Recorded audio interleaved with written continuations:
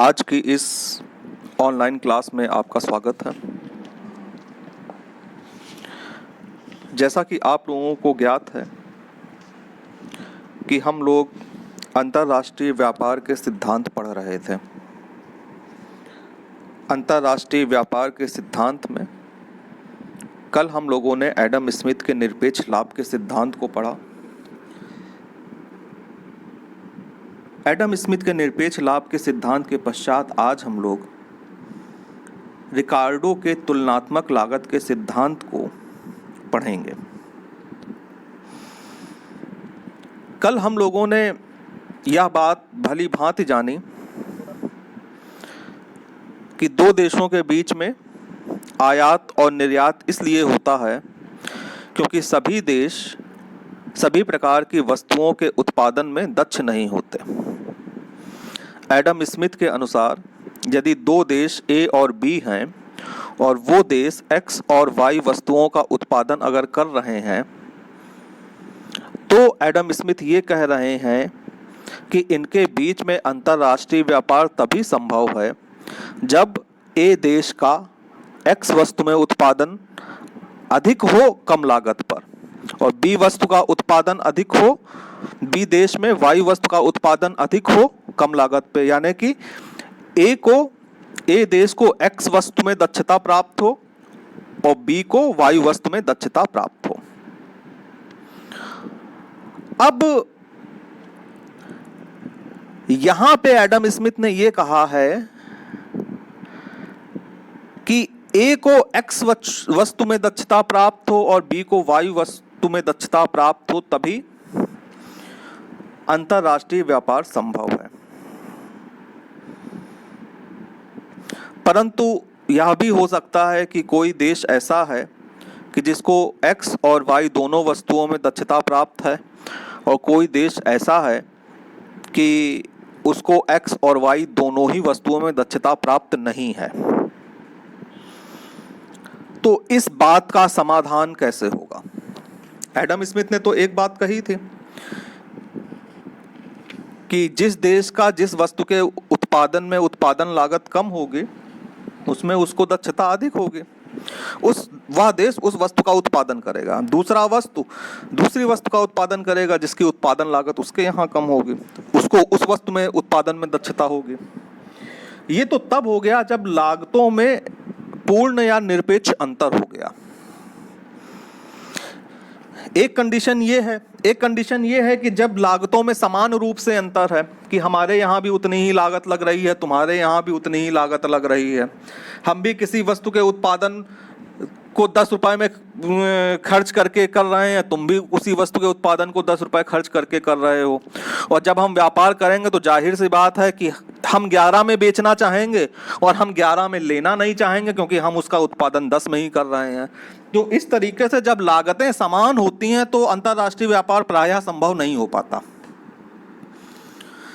अंतर्राष्ट्रीय व्यापार संभव कब है? एक तो एडम स्मिथ वाली कंडीशन आप ध्यान में रखिएगा कि जब लागतों में निरपेक्ष अंतर है कि एक देश को एक्स वस्तु के उत्पादन में दक्षता हासिल है, दूसरे देश को वाई वस्तु के उत्पादन में दक्षता हासिल है, तो वो विशिष्टीकरण और श्रम विभाजन द्वारा एक्स का उत्पादन ज़्यादा करेगा, दूसरा देश वाई का उत्पादन ज़्यादा करेगा, दोनों के बीच में अंतर्राष्ट्रीय व्यापार संभव हो जाएगा।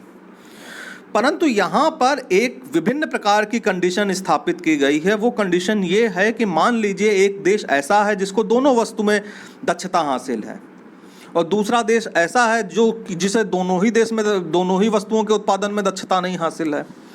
एक देश ऐसा है जो एक्स और वाई दोनों के उत्पादन में निपुण है, दक्ष है, और दूसरा देश ऐसा है जो एक्स और वाई दोनों के उत्पादन में ही निपुण नहीं है।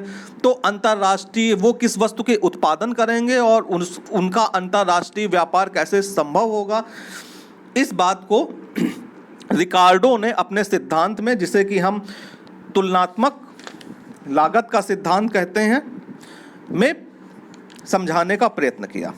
अब देखिए, बहुत छोटे से एग्जाम्पल के द्वारा मैं आप लोगों को समझाना चाहूँगा। इस सिद्धांत में रिकार्डो ये मान के चल रहे हैं कि व्यापार दो देशों के बीच में होता है और वे दो समरूप वस्तुओं का उत्पादन करते हैं। श्रम ही उत्पादन का एकमात्र साधन है और सभी श्रम इकाइयां समरूप हैं और श्रम की पूर्ति अपरिवर्तित है। कीमतों का निर्धारण श्रम लागत के द्वारा होता है और व्यापार जो होता है वो वस्तु विनिमय होता है और दोनों देशों के बीच जो व्यापार है वो स्वतंत्र व्यापार है, यानी कि कोई प्रतिबंध नहीं है, वस्तु विनिमय होगा, ये ध्यान रखिएगा। ठीक है, इस टर्म का आगे इस्तेमाल किया जाएगा, आप लोग देखेंगे कि वस्तु विनिमय किस प्रकार से होगा। अब देखिए, तुलनात्मक लागत के सिद्धांत को अगर हमें समझना है तो अब हम दो देश ले लेते हैं। मान लीजिए एक देश हमने अमेरिका ले लिया, एक ब्राजील ले लिया। दो वस्तुएं ले लेते हैं, एक शराब ले ली, एक कपड़ा ले लिया। अमेरिका और ब्राजील दोनों ही शराब और कपड़े का उत्पादन करते हैं। अमेरिका को शराब की एक इकाई के उत्पादन के लिए 80 श्रमिक लगते हैं। ठीक है, और ब्राजील को एक इकाई शराब के उत्पादन के लिए 120 श्रमिक लगते हैं। ठीक है, अमेरिका को एक इकाई कपड़े के उत्पादन के लिए 90 श्रमिक लगते हैं। ब्राजील को एक इकाई कपड़े के उत्पादन के लिए 100 श्रमिकों की लागत लगती है। अब देखिए, अमेरिका और ब्राजील की तुलना कीजिए। ब्राजील 120 श्रमिक के साथ में शराब का उत्पादन कर रहा है, जबकि अमेरिका 80 श्रमिक के साथ ही शराब का उत्पादन कर रहा है। ब्राजील 100 श्रमिक के साथ में कपड़े का उत्पादन कर रहा है, जबकि अमेरिका 90 श्रमिक के साथ ही एक इकाई कपड़े का उत्पादन कर रहा है। अब यहां पर अगर हम देखें तो यह स्पष्ट है कि अमेरिका की दोनों वस्तुओं में, शराब और कपड़ा, एक्स और वाई, दोनों वस्तुओं के उत्पादन में दक्षता है और ब्राजील की दोनों ही वस्तुओं के उत्पादन में दक्षता नहीं है तुलनात्मक रूप से। अब प्रश्न उठता है कि अमेरिका को किस वस्तु का उत्पादन करना चाहिए, एक्स और वाई में से, और ब्राजील को किस वस्तु का उत्पादन करना चाहिए, एक्स और वाई, यानी कि शराब और कपड़े में से। तो देखिए, अमेरिका उत्पादन कर रहा है एक इकाई शराब का 80 श्रमिक में। अगर ब्राजील के 120 श्रमिक इसको दे दिए जाएं तो वो कितनी इकाई शराब का उत्पादन करेगा? 1.5 इकाई का करेगा। कैसे करेगा? चूंकि 80 श्रमिक उत्पादन करते हैं एक इकाई शराब का, एक श्रमिक उत्पादन करेगा 1/80। उसी प्रकार इसलिए 120 श्रमिक करेंगे 1/80 गुणे 120 इज इक्वल टू 1.5 इकाई। 1.5 इकाई का उत्पादन करेंगे। अगर 120 श्रमिक ब्राजील के बराबर श्रमिक अमेरिका में लगा दिए जाएं तो उसका उत्पादन 1 से बढ़कर 1.5 हो जाता है। अब ब्राजील कपड़े का उत्पादन कर रहा है 100 श्रमिकों के साथ में। अगर ब्राजील के 100 श्रमिक अमेरिका के कपड़े उत्पादन में लगा दिए जाएं तो वो 100 श्रमिक कितनी इकाई का उत्पादन करेंगे? 1.1। अर्थात किस तरीके से? 90 श्रमिक एक इकाई का कपड़ा बनाते हैं तो एक श्रमिक 1/90। उसी प्रकार से आपके 100 श्रमिक 100/90 यानी कि 1.1। अब देखिए, हम यहां पे तुलना करते हैं। क्या चीज की तुलना करते हैं? कि हमें तुलनात्मक लाभ अमेरिका को किस वस्तु के उत्पादन में ज्यादा है। तो यह स्पष्ट होता है कि अमेरिका को शराब के उत्पादन में तुलनात्मक लाभ ज्यादा है, इसलिए अमेरिका शराब का उत्पादन करेगा। और ब्राजील को देखिए, ब्राजील 100 श्रमिकों के साथ में कपड़े का उत्पादन अच्छी तरह से कर रहा है, इसलिए ब्राजील कपड़े का उत्पादन करेगा। अब प्रश्न यह उठता है कि दोनों के बीच में व्यापार किस तरह से संभव होगा। दोनों के बीच में व्यापार जो होना है वो वस्तु विनिमय होना है। यानी कि अमेरिका शराब के उत्पादन में विशिष्टीकरण करेगा, अपनी सारी इकाइयों को शराब में लगा देगा। ब्राजील अपनी सारी श्रमिक इकाइयों को कपड़े में लगा देगा। और इस प्रकार आवश्यकता से अधिक उत्पादन करेंगे तो अमेरिका जो है वो शराब का निर्यात करेगा और ब्राजील जो है वो शराब का आयात करेगा, कपड़े के बदले कपड़े का निर्यात करेगा। अब देखिए यह संभव कैसे होगा। यह संभव इस प्रकार से होगा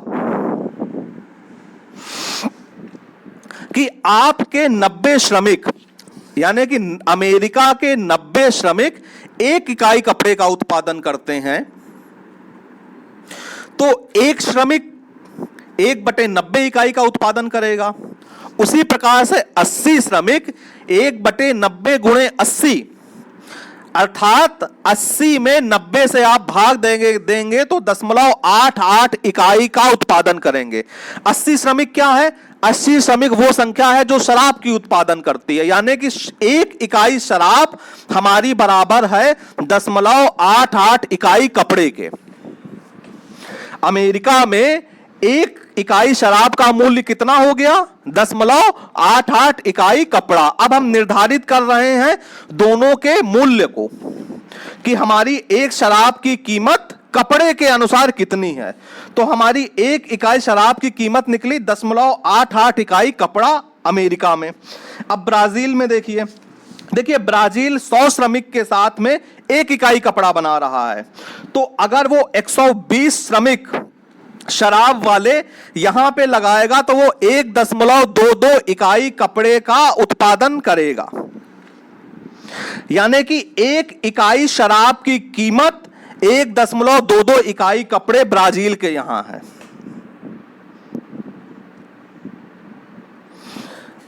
अब आप देखिए व्यापार कैसे संभव होगा।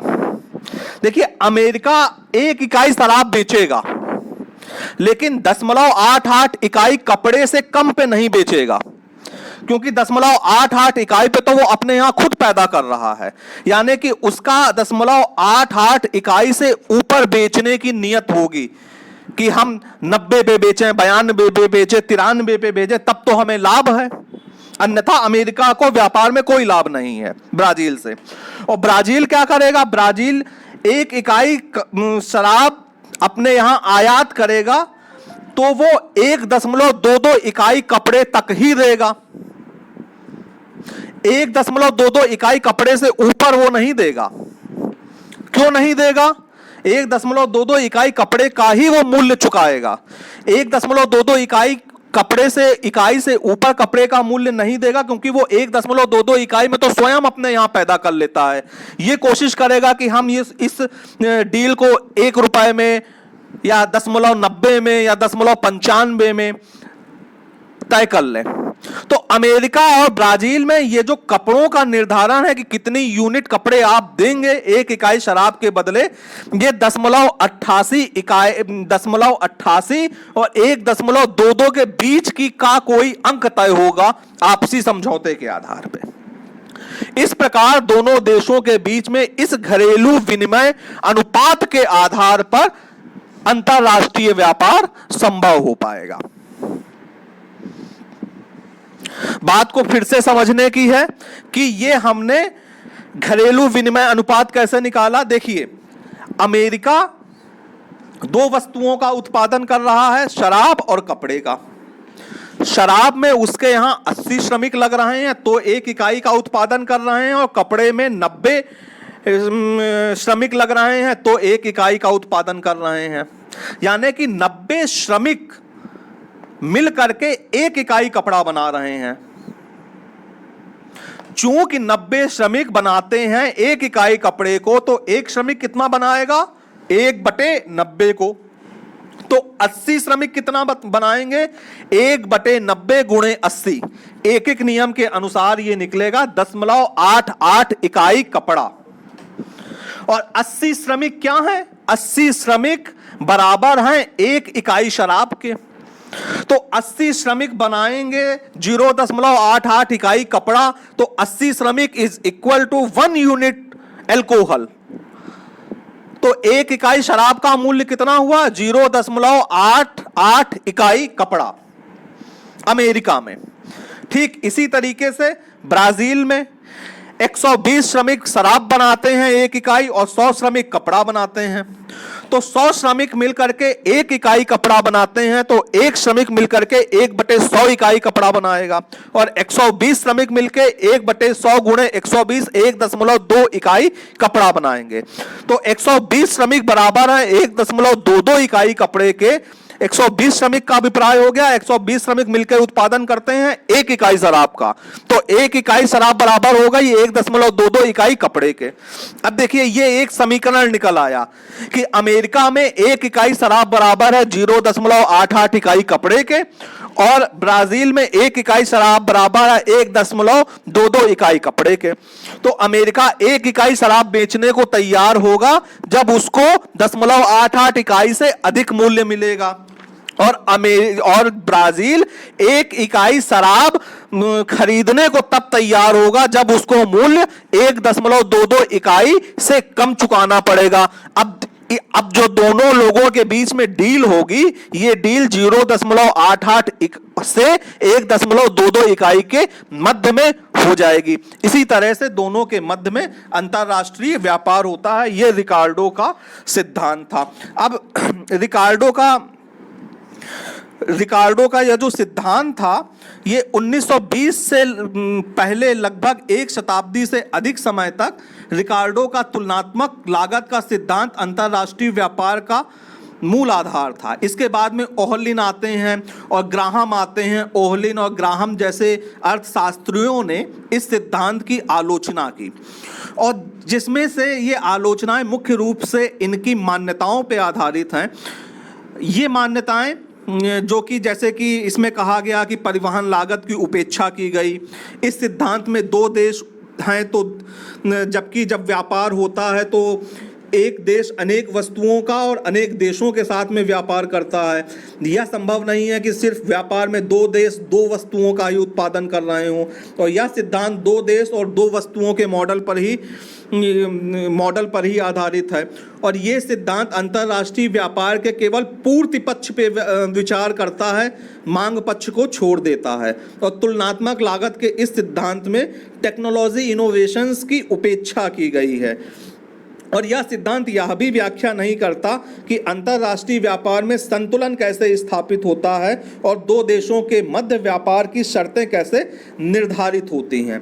और यह सिद्धांत श्रम के सिद्धांत तथा सभी देशों में श्रम की समरूपता पर आधारित है, जो कि उचित नहीं है। इस तरह से इस सिद्धांत की आलोचना भी की गई।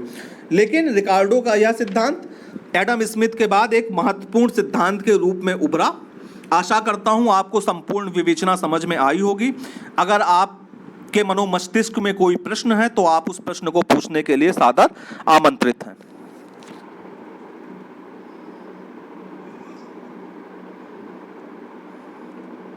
मीना कुमारी,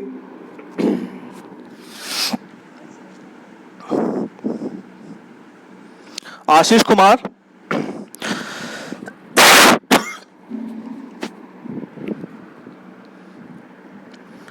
अमन केसरी, अमृता,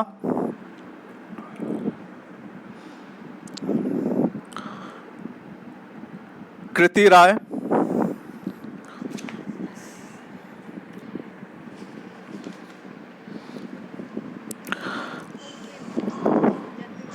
जी, मंजुलता कुमारी, हाँ मिल जाएगा। मीना कुमारी YouTube पे उपलब्ध हो जाएगा आप लोगों को। मीना कुमारी, निशा कुमारी, प्रिंस कुमार,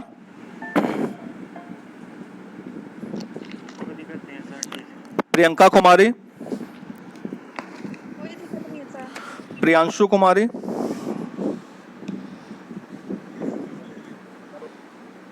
शिवानी कुमारी,